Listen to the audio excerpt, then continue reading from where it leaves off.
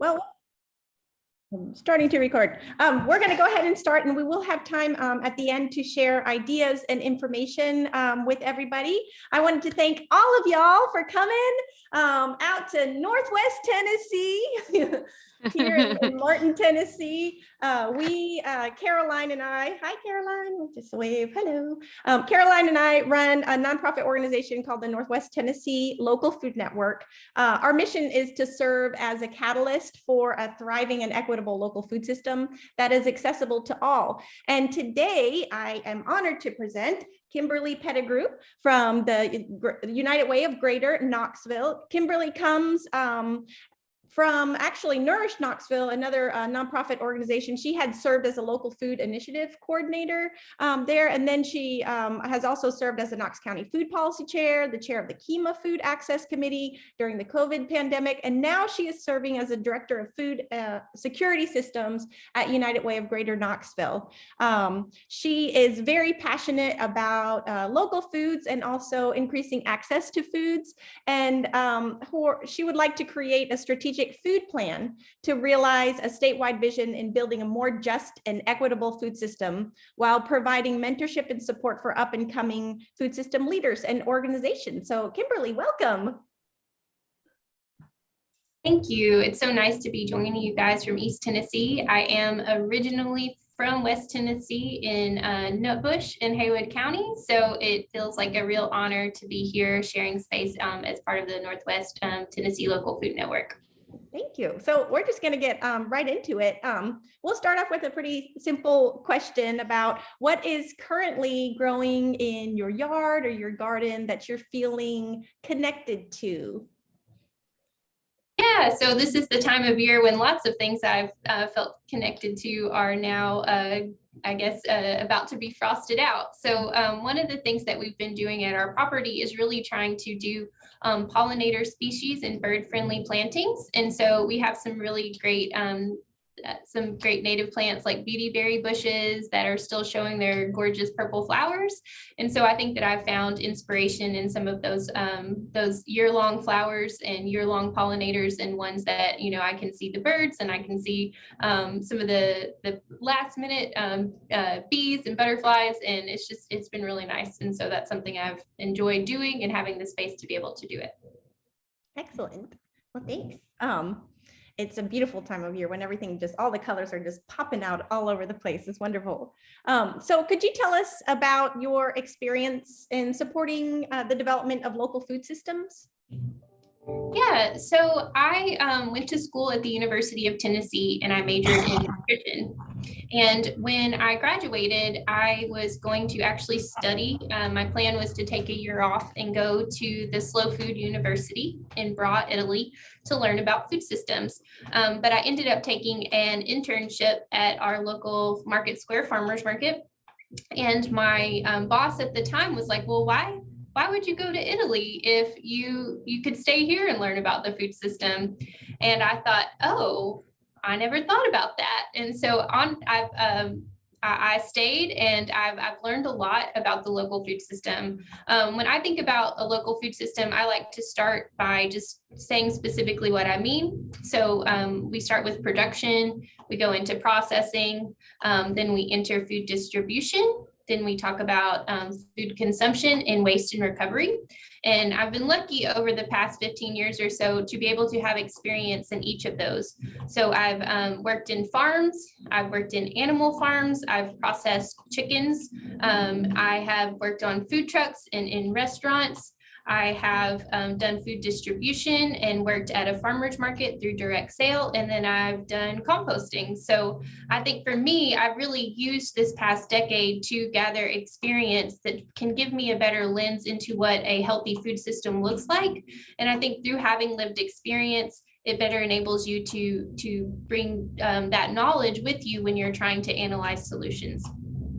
Wow, so you really have like the full gamut of local food system when it comes to all the pieces that you know, you never know why it's all going to fit together until you think about it, and you know, as a system, and then you think, oh yeah, that's why all those things make sense. So yeah, it's been nice to have that knowledge. And for those who are participating, if y'all have a question, if you could just put it in the chat box, we'll get to the questions at the very end. But also we would love to know where you're from and who do you represent and why you're interested. So please put that in the chat box as well, because we're all a happy family here, trying to make the world a better place through food. So tell me, now with your current position at United Way, what inspires your work? I think for me, when I've worked alongside my community, learning their stories and their experiences with the local food system has really given me some of the best perspective I have.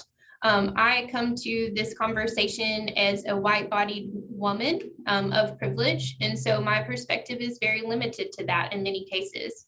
When I graduated from college, majoring in nutrition, you can imagine the types of skills that I wanted to bring to folks of healthy eating and cooking locally. But it wasn't through, it was through those community-based conversations where I learned that I was very naive in thinking that that was an option for folks.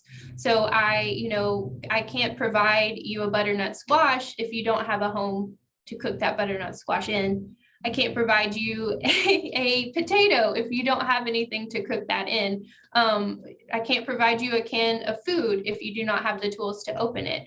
So I think for me, it became very apparent that I needed to shift my narrative to better understand the food system and then the people who use it.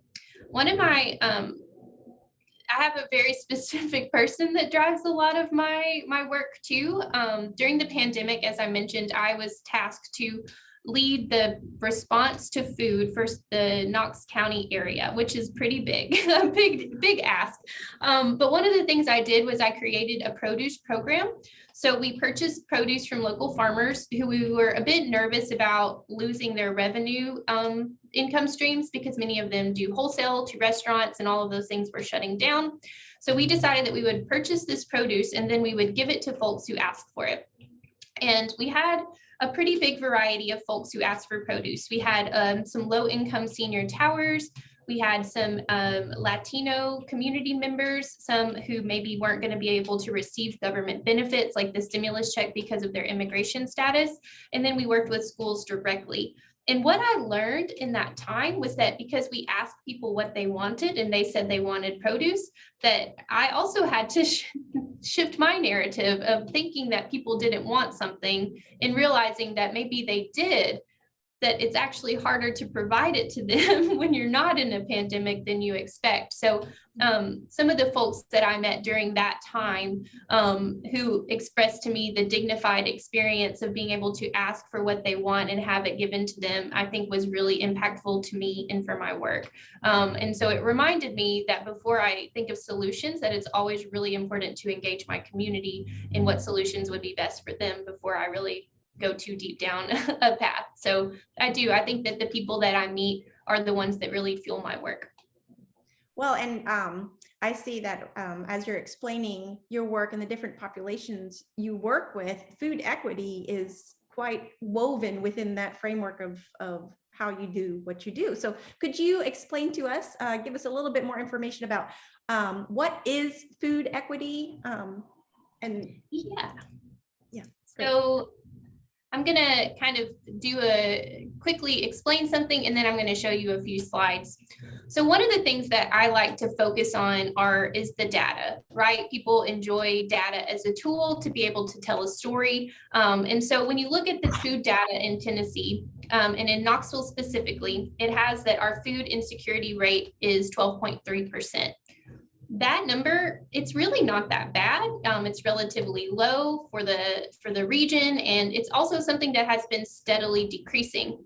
So when I've given that number in a report to a city council person or a county commissioner, they're very quick to pat themselves on the back and say, great, everything's being, taken care of. I don't have to worry about food. But what I've learned is that that is not the full story. So what if you dig deeper into that number, that 12.3%, here locally, what you're going to see is that is not equally distributed among populations. So when you think about building solutions for food insecurity, you can't just look at the number, say it's not that bad, and then not expect that you can build a solution that's going to be for everyone. One of the surprising numbers that people don't realize is that college students are actually some of the most food insecure populations we have here in Knox County. I think it's 32% of college students at the University of Tennessee are experiencing food insecurity. Another big population, which I'm sure you all are aware based on COVID, are BIPOC. And BIPOC population. So they experienced insecurities at COVID at a much higher level than the rest of us. As you can imagine, a solution for a college student and a solution for someone who may be an elderly Black woman is not going to be the same. So we really had to start thinking about that and that narrative that we're giving to people of setting them up to see equity first requires you to really understand the data that you have. So I am going to share my screen really quickly.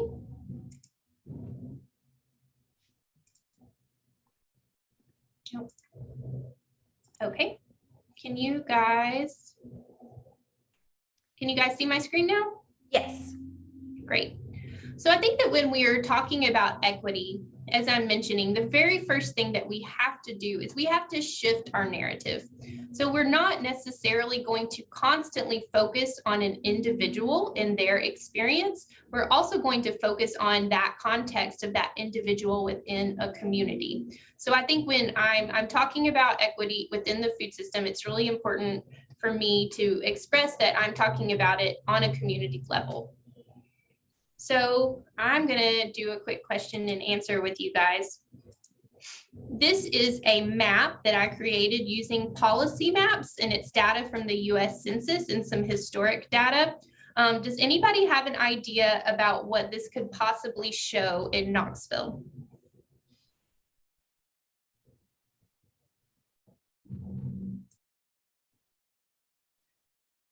You can speak up. There's two layers. Yes, the purple deals with food insecurity. So the purple would be high rates of food insecurity. Does anybody know what the squiggly lines represent?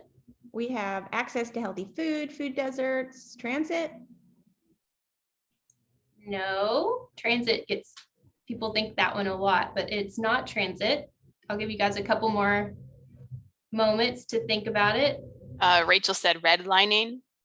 Yes, Rachel, you're the first person to ever get it. Good job, Rachel. Yeah, so this map actually shows a redlining map, which was a practice that I'll talk about in just a moment, over food insecure areas, high rates of food insecurity. So you can see here that this historical practice of redlining clearly affects food insecurity today. If you zoomed out further in Knox County, you would only see yellow. So I didn't do that. And so for those of you who don't live here where I live, these areas in purple are areas tied to the city. And they are areas that traditionally represent people who are in poverty or just above that, and people who tend to have inequality in resources, access to resources. So just really quickly, for anyone who's not familiar with redlining, I have a historic map here. It takes in a minute because it's a big, it's a big document. So redlining was what we call the National Housing Act of 1934, and they used discriminatory practices of fending off areas where banks should avoid investments based on racial makeup of certain communities, known as redlining. So one of the major consequences that we can see from here is that that lines up to where food deserts are. But we are actually kind of shifting the word food desert to really say things like food apartheid, because it's implying that these food deserts are not just randomly occurring events, but that they are actually occurring because of racist and discriminatory practices in our past. So I think that's a really good explanation of when we're looking at solutions like this. Here's my equity map. I'm sure some of you have seen it. It has or my equity graphic, it has a baseball field and there's a fence, but we got rid of the fence because we don't really want a fence there. So I like this one because it has food and well, at least has trees, but we could imagine they're apples or something. But this is a really good description of when we're thinking of food-based solutions, right? We know we have some historical things we're going to have to think about. We know that we have different populations that are going to require different solutions. So as opposed to thinking about it as everyone gets the same thing, we really are going to shift to where we're basing our solutions around each population that we're serving. So that could be a place, it could be an age bracket, but really if we're wanting to transform communities, to make them healthier, to make them more food accessible, we're going to have to do it with an equity-based approach, because if not, then we're going to not be meeting people where they need to be met in order to transform and to succeed. So one extra slide here is, this is a food system graphic I actually had the United Way create for me. And so around the first center of the circle, you can see those categories that I mentioned. So we have production, processing, distribution, consumption, waste, and recovery. And then on the outside, I put words that indicate a system in balance.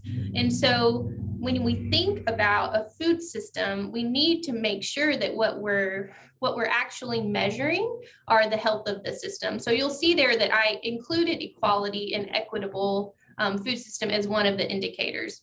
From the pandemic, we also know that resiliency within a food system is important, and that we're still experiencing that with supply chain issues and the like today. I think holistic is another important word to remember. Collaborative, sustainable, empowering, affordable, accessible, and even the word available. I know many of you live in rural areas, and so availability is a huge issue. I remember when I got my first Bon Appetit magazine, and I was like, yes, I'm going to make something amazing. But I went to the Walmart in my community and no way. So we can't pretend that availability isn't one of the biggest barriers for most folks when we're talking about an equitable food system. So this is a graphic that I really enjoy because I think it helps us better understand how, we're going to have to tackle it as a system, and that what we should be measuring maybe aren't these key outcome indicators around individual health, but really it's about the health of the system. So I think that that's the best way I've learned to describe equity within my work and within the food system in general. So I'll go ahead and stop my share unless anybody has specific questions about any of this. Kimberly, could you provide me with these slides afterwards, and then I can post them on our website for anybody who would like the slides. They can access it through nwtnlfn.org, or you can type your email address in the chat box, and we can send it to you directly, whatever y'all want. Those are really amazing slides, Kimberly, and a nice kind of snapshot about food equity and creating this holistic response to the health of the local food system. Do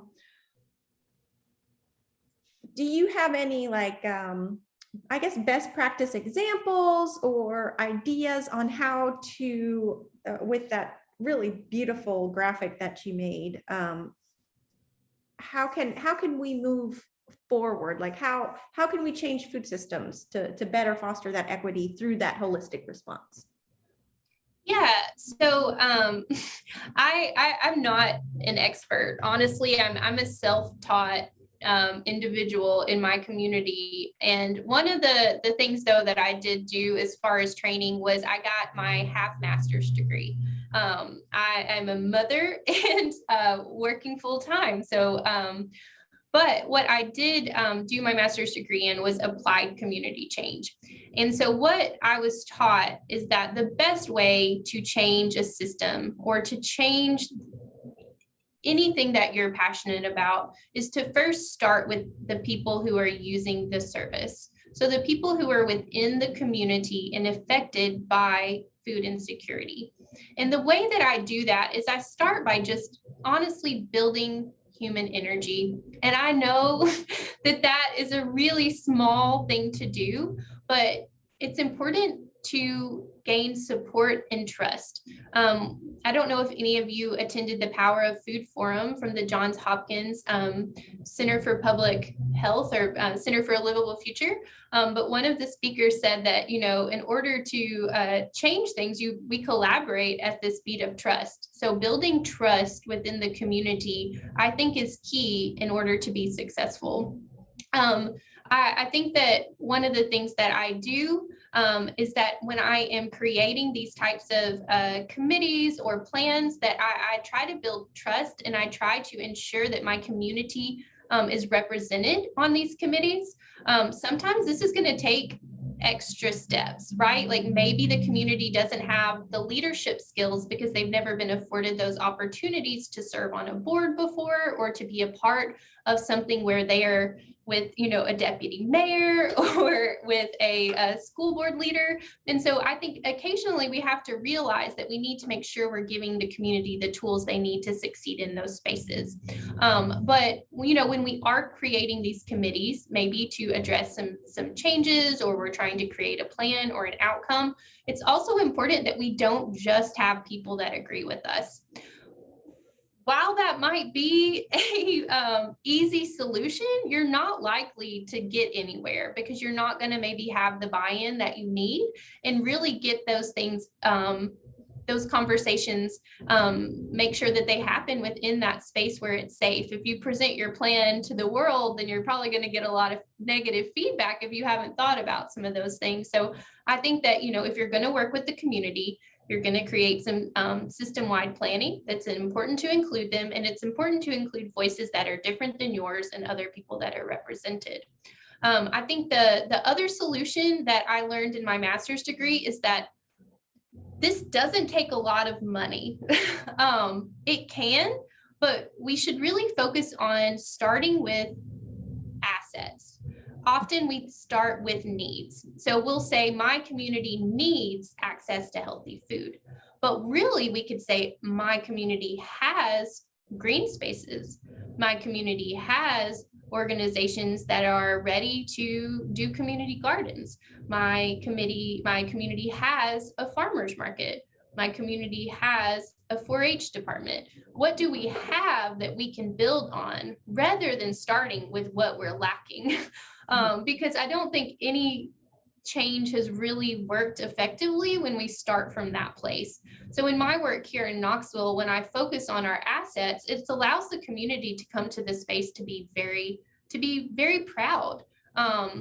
I think often when we look at communities that are higher risk or live in a zip code to which dictates their lives in the ways that other individuals like myself don't always understand, that we have to make sure that we're seeing the wealth that they have, not just the poverty or the reliance on a system like SNAP or WIC, that we're seeing that they do have things that make them wealthy.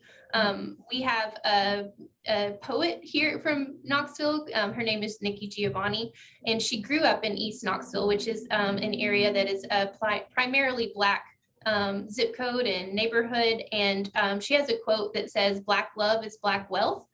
And I think that that really stands for, you know, while we may not have wealth in the form of monetary wealth, we have our community, and that is an asset. So I try to think about that within my work of viewing my community as being rich in assets, no matter what a map tells me or what a, you know, loan officer will tell me. And I think that you can have a lot of success just starting there, and it really doesn't take a lot of money. You can do it, have quick wins, and those quick wins are just going to build that human energy, and they're going to get more people engaged and excited. And if it's a community driven process from that level, then you really mitigate your chance of having adverse effects, right? Like sometimes we get there and we're like, here's the need, and we're going to build something cool and it's going to be awesome. And then it's like, oh my goodness, that like made gentrification worse, or that wasn't actually used by the community that we set it up for. because they didn't have the buy-in. So I think for me, it's important to work with the community and to see that they are wealthy in assets from point one, from where I start. I think that's a really positive approach. And it will also get greater buy-in to work at it from that angle instead of seeing it from the negative have-nots to what actually you have. I think that's really great idea. Well, now we're going to open up the floor to all of you participants. If y'all have any questions for Kimberly, or just general comments about what are you doing to help promote food equity in your community, this is a great time to share and network. I have a question about the process, Kimberly. I'm from Indiana, northern Indiana, South Bend. Do you start small and then grow it, or do you start big and try to engage as many people as possible at the outset?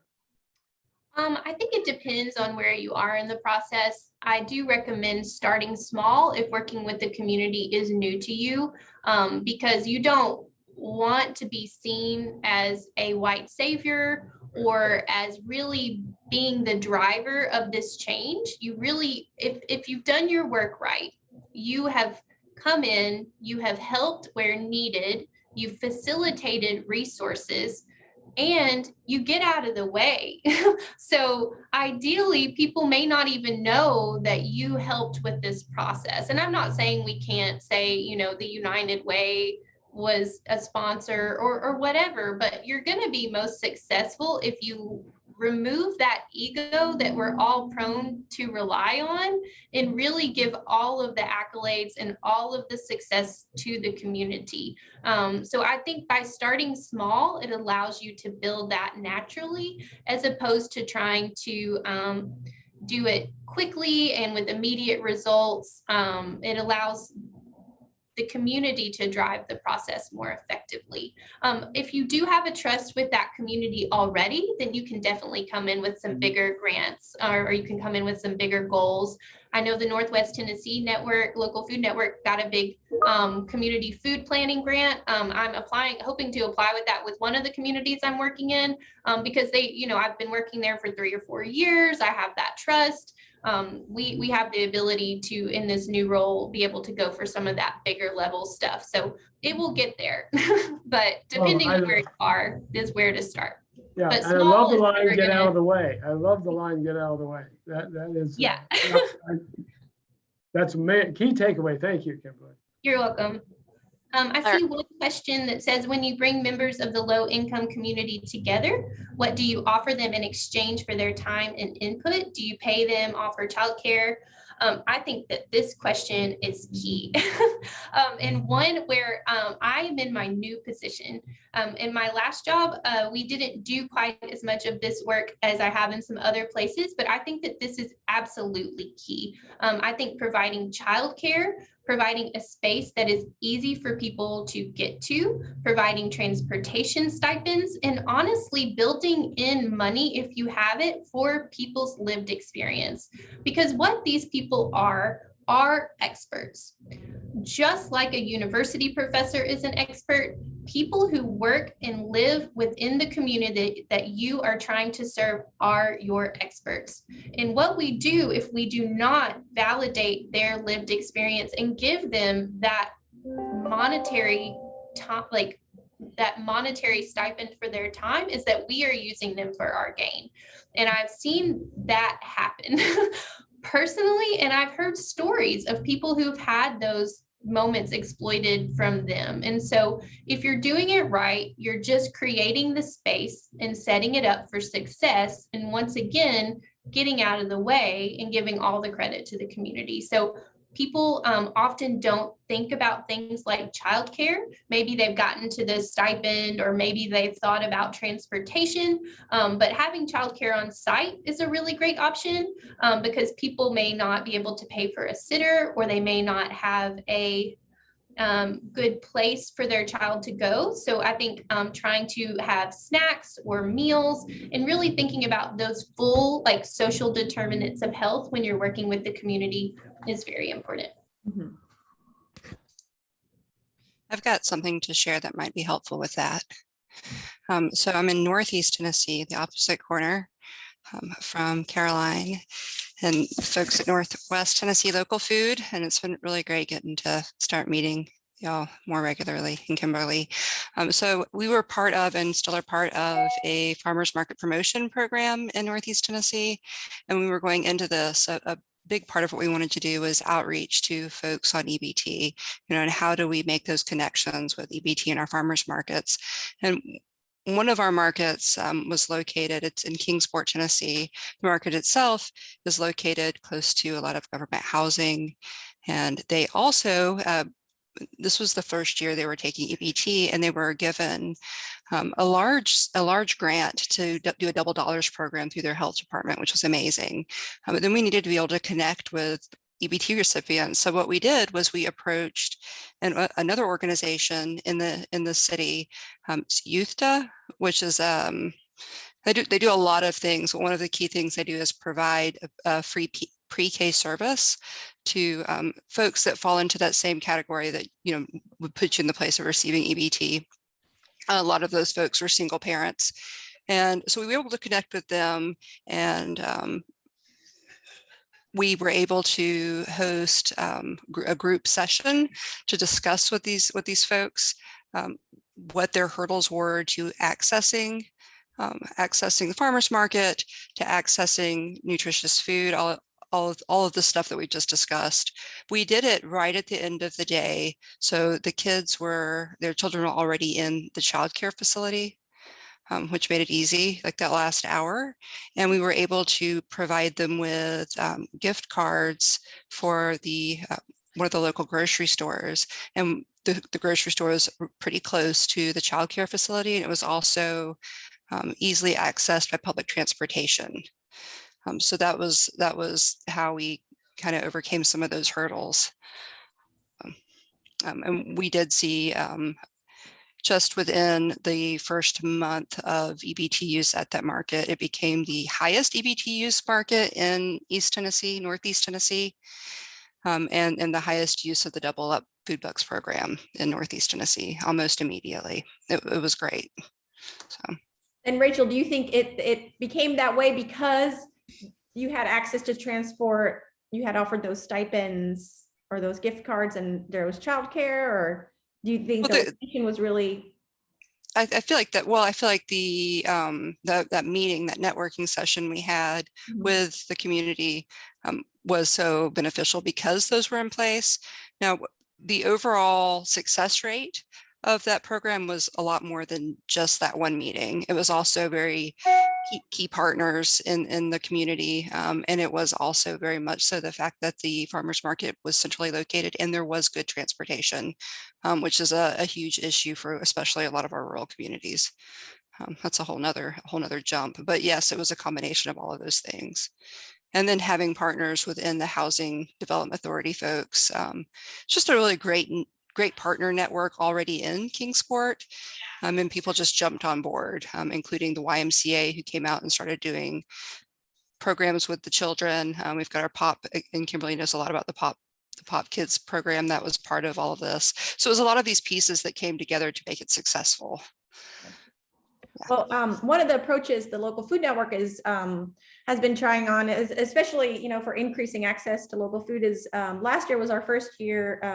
We did it officially, but we put on this thing called a Grow Food Challenge, and with that includes free seeds and little short video clips, educational video clips about how to grow food and how to grow compost, and just encouraging more people to be self-sufficient and sustainable. That's one of our venues, and the way we do it is we're going through the local farmers markets to distribute the seeds to the different communities in Northwest Tennessee this year. So that's exciting, and we hope to see a ripple effect, hopefully, with more folks entering the food system and at least just growing their own. Our other approach is through farm to school planning and starting with the children.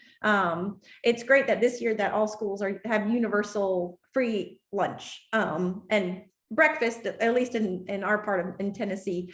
And that's just a wonderful asset. I hope it keeps going, especially for the benefit of the children. But starting from a young age, is really kind of our strategy and getting these concepts into children's minds so they can grow up being a thriving young adult and enjoy sharing their knowledge with others.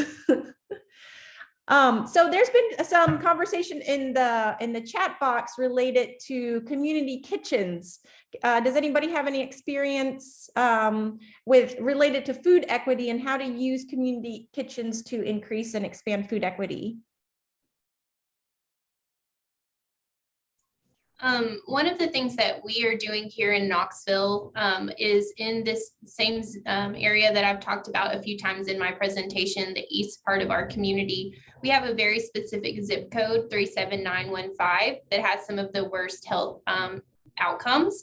So when you're born into that zip code, your estimated household income as an adult is $14,000. We have about a third of the people who live in that area that are also single mothers.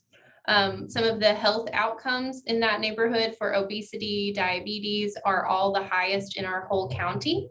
And so one of the interesting things that's happening there is that we have multiple facets of food that are coming together to better the community. We have a community kitchen incubator space that opened called Real Good Kitchen. And they're really targeting those BIPOC populations that are within the community. And so in addition to just having the facility there, they're also providing education around owning a business, around how to reach self-sufficiency, and some other classes of scaling up, things like that. Within that community, we also opened a small community farmers market. It is a producer-only market, but it is really geared towards community growers and makers and less towards larger farms. And so it's been really cool to see that over the past couple of years, as those things have existed together, that they are working in tandem to grow the community. Once again, that's starting at a very small level. We had about 5 vendors and about 1,000 people who came to the market the first year. But now that we've been able to engage the community more about what they're interested in, about what products they want, we've been able to nearly double that. So I think that, you know, by focusing on those small things and having a space that was created sort of for the community and is continuing to assist them with what they need. And it's also been a social hub. It's been able to have educational events, and they've been able to do cool things like they'll bring a food truck.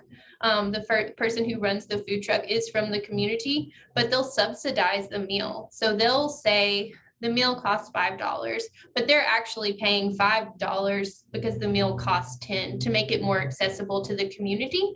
And it allows people to still feel like they're buying into it and participating, but it is a way to which they've been able to make something more available to those people who live in that immediate area.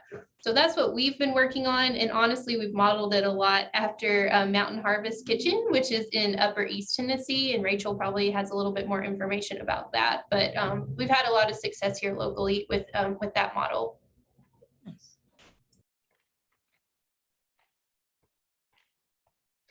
Just a quick note on that Douglas County Kitchen. They said that in the last 6 months, they've now have every spot booked. So I could only get 1 spot in November and 1 in December. So the increase in the use of that kitchen, obviously at the cost, is helping, you know, people, small chefs get to work because, you know, you've heard all the info about the industry. So I won't repeat that.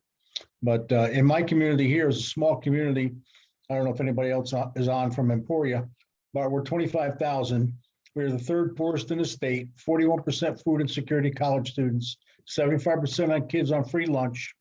And we're trying to get, I've been trying to get them to at least add some healthier choices to my Knights of Columbus Tootsie Rolls, biscuits and gravy breakfast, banks giving out Tootsie Rolls instead of Zollipops. And now our hospital is having a hot dog fundraiser. And I've been working on that for like 4 years. And the resistance is just unbelievable because, you know, where maybe the hospital gets the hot dogs donated. So they just don't want to change. So But we're not going to give up. We just keep doing that. I'm little old me. I do it here, and but if anyone doesn't know about Zolly Pops, it's created by a 9-year-old Elena Morse, and she's now 15. She's on the cover of Entrepreneur Magazine. They're sold in Walmart in a dental section, and they reduce oral caries.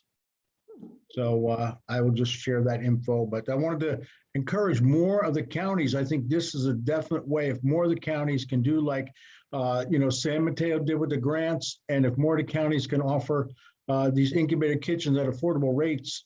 I drive 70 miles one way to get to that incubator kitchen because there's nothing here. So I think that will be a big help if more of these counties can get on board and do like Douglas County and San Mateo are doing. We can provide our neighbors healthier choice foods. Thank you, Michael.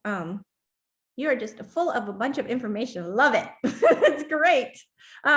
Joseph had shared a link to justicemap.org. Joseph, you want to talk about that a little bit? Hello. Hi. Yes, it's a resource that I had discovered a few months ago, maybe about a year ago, where it's a map that shows ethnicities across census districts and census tracts, and also levels of poverty in those census districts and census tracts. And so you can see how those ethnicities and levels of poverty are laid out across cities and metro areas, and you can definitely see where there are large concentrations of specific ethnicities and poverty levels. So I feel like it's a very good resource for kind of just zeroing in where there might be the largest areas of trouble for cities and metro areas.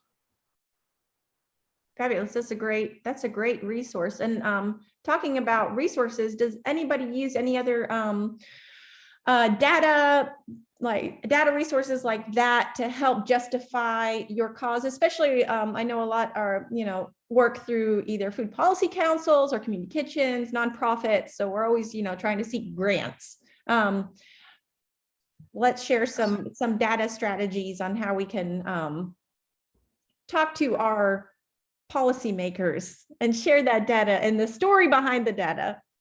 I would also say, as somebody that came from school food, that going to your school districts and working with them is really important, because they have access to all sorts of data that they cannot share, but they have access to it, and they can go to they can use it in ways that we can't.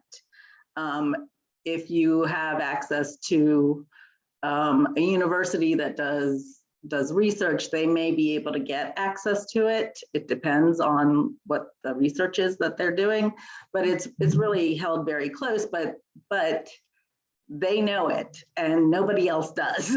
So if you can work with them in ways, they can't share it with you, but they know it, and so they can get grants because of that information that you don't. And they can, if you as concerned citizens and grassroots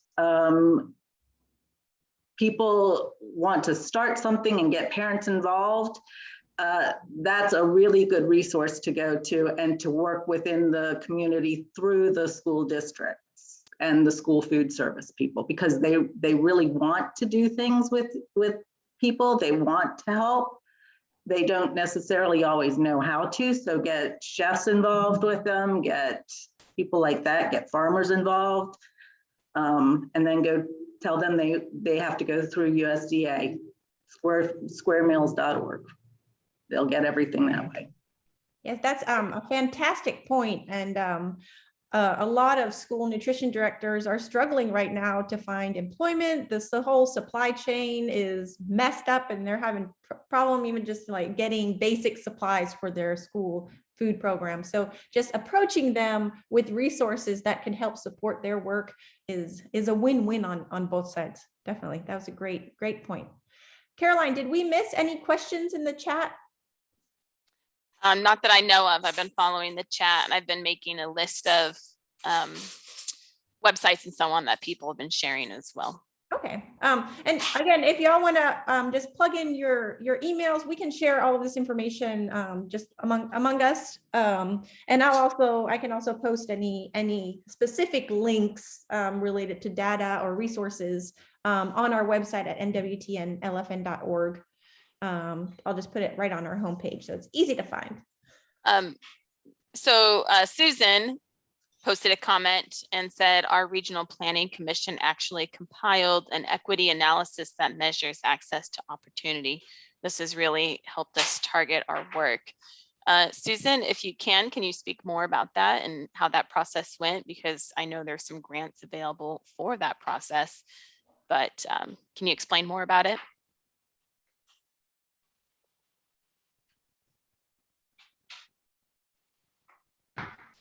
Sure. right. Sorry. I may have some background noise here because I'm in a construction zone. Yes, we have a regional planning commission in the Lehigh Valley in Pennsylvania, which covers Allentown, Bethlehem, Easton area. And they looked at, the regional planning commission looked at 4 areas: housing, transportation, education, and economics and job access. And they looked at home ownership rates, cost burden households, the vacancy rate for housing, vehicle access, commuting distance, commuting time for transportation, student poverty rate, educational attainment, state exam proficiency, and preschool enrollment rate for education. And then in the economic and job access, they looked at the unemployment rate, job locations, the poverty rate, and the different aspects of the labor force. And then they came up with access to opportunity, and it's broken down by racial and ethnic identities, by educational attainment, and home ownership is broken down by racial and ethnic identity. And so it gives us an access to opportunity and it's mapped out for our community. So it's really, really helpful for us when we've been around since 2016 with our Food Policy Council, and our United Way of the Greater Lehigh Valley has been working on the local food system issues along with us since that time. And so this data has been really invaluable for us to target our existing strategic plan and to make any shifts that we've needed to make as we try to evolve our work on the food system. I have to say that probably for us, the most challenging is the area around entrepreneurship opportunity. And there's a lot of opportunities where people say, oh, there's an opportunity here, and the community needs this, but to find the right person who could step up to lead that, whether it be a private enterprise or a public-private enterprise, is the most challenging part of the work that we're doing. Is there a link to that report that you could share with us in the chat? Yes, I'll put it in the chat. Thank you. And discussing, barriers, what barriers are y'all running into related to food equity?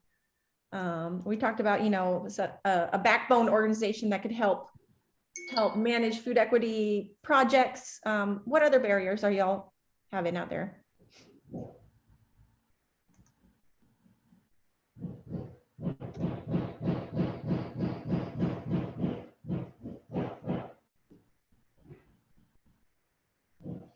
And Susan, if I could ask you to put on mute because I can hear the hammering.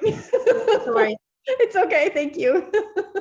I'll begin with that. And maybe I know some of us come from all over. In a rural county like us, I feel like we're tapping into the same people all the time. And so I think a barrier is maybe we've hit our capacity of people that are interested right now.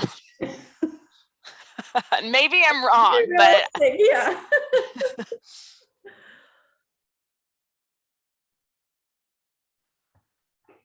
Does anybody have any barriers in actually reaching populations? I mean, we talked about solutions to reach populations and like with what Rachel was talking about and Kimberly.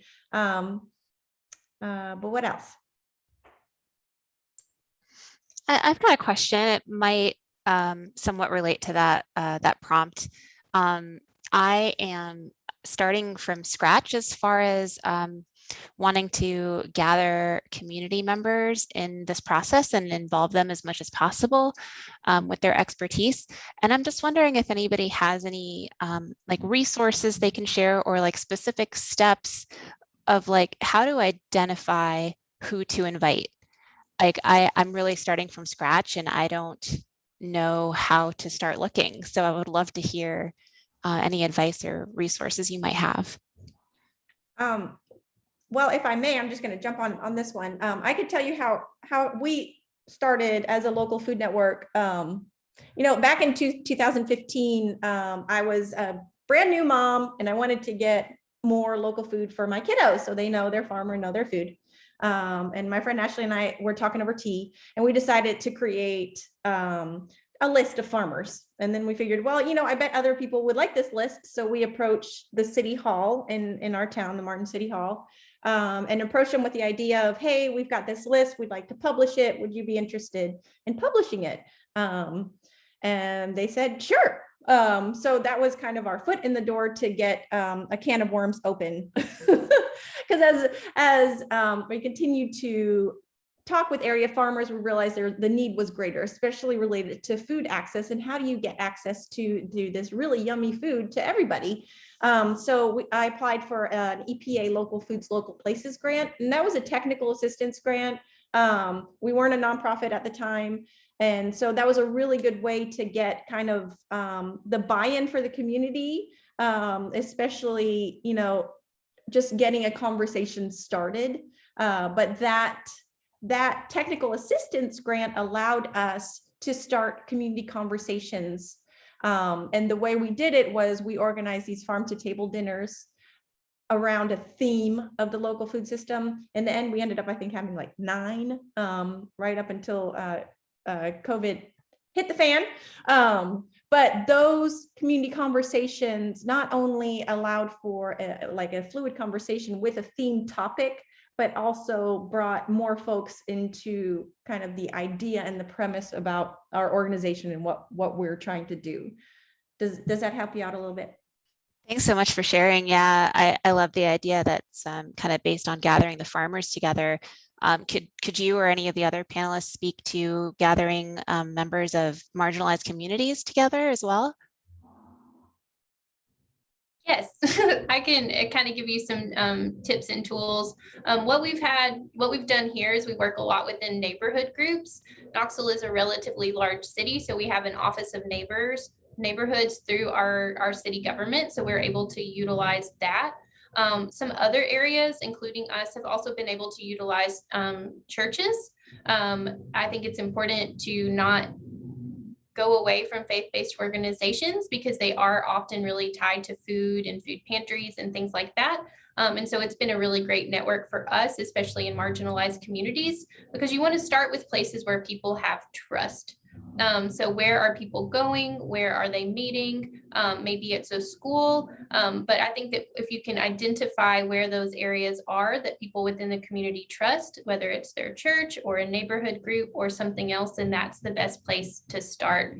And like I mentioned earlier, you may also have to start with some more activation style events where you're kind of talking to them about what it is in the first place, because when we talk about, people and what they see as their needs, sometimes you're going to come and expect to do food, but they're going to say poverty or housing or childcare, and maybe they haven't made the connection between food injustice or food insecurity in those things. So sometimes you have to do a little bit of education too. So maybe starting a little, taking it back a little bit if you need to do that before you can jump into trying to gather that support. Kind of building that trust through educational events might be a good place to start. Thank you so much, Kimberly. I had not heard of the neighborhood association or I forget what it was you called it, but I just Googled it and we actually have one here in Albuquerque. So that's exciting. Thank you. Well, we have 4 minutes left. And we're going to do any rapid fire questions or any additional comments that anybody else would like to share or information. I'll share one more thing, Kimberly. We're building, actually United Way is building a neighborhood center.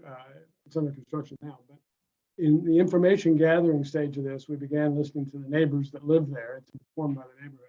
But one of the places we found people interested in food was the nearby McDonald's, because it's the only place they had to gather. And there were, pre-COVID, we haven't gone back to the neighborhood since. Pre-COVID, there were 16, 18, sometimes 20, mostly men, who gathered every day at the neighborhood McDonald's for coffee.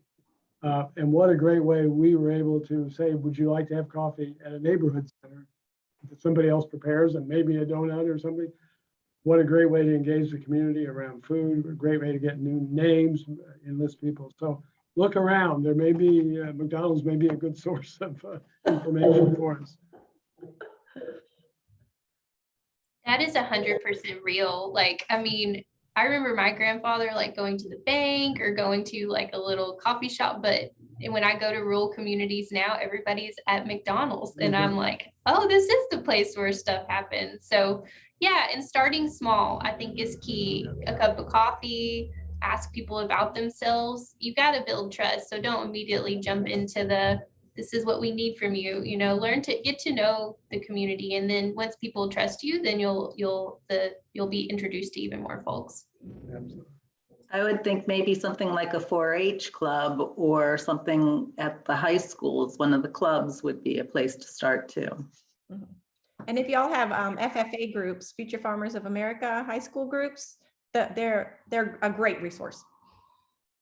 Extensions are often connected to the community as well. When we think extension, we think agriculture, but they also tend to have a more community component where they offer healthy cooking, probably translated into Spanish. Maybe they are already involved in community gardens. And so often they're a good place to start too, because they may have those connections with the community on that level.